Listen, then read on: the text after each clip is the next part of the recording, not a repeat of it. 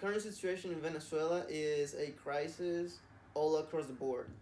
And that has put Venezuelans under a living hell. There is really no democratic process or representation. If there are any protests in the streets, they're being repressed by the National Guard. A huge economic crisis that has put the country under suffocating conditions economically. There's rampant inflation, the highest in the world at the moment. Something that you see costing $1 one day, the next week is gonna cost $5. There have been blackouts at a national level for several days. Power cuts and no running water, huge food shortages. That's heartbreaking. And when you come back here and you see people complaining about the food they do have. People's salaries are worth nothing. Even if you have all the money in this world, you're not immune to the crisis. As you go to the supermarket and you just can't buy anything because there's nothing for you to buy, no matter how much money you have. Shortage of medicine and personnel. They don't have the facilities and the conditions to really take care of their patients.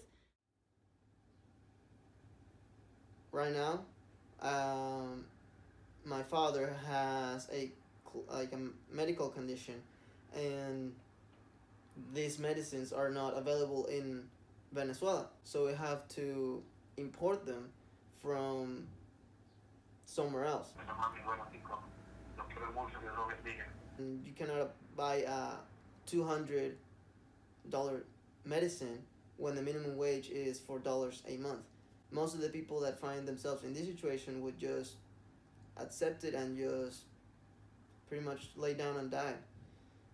We come from a country where there's no freedom of expression, there's no respect for civil rights and civil liberties.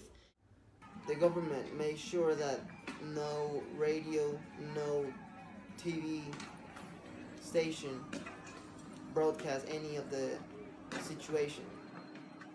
Venezuelans rely heavily on social media. Venezuela is a country in crisis, and that has also made Venezuelans be in crisis as well, inside and outside of the country. And because of the conditions in Venezuela, there has been a huge wave of migration and refugees. Most of them are in Latin America, but a lot of them live in European countries or in the United States, where we have, to be living this dual life all the time.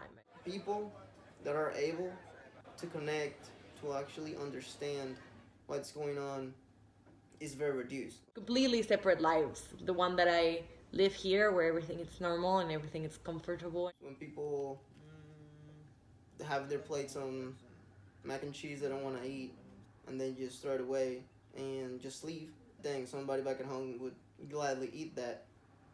You have to understand that it's two different worlds.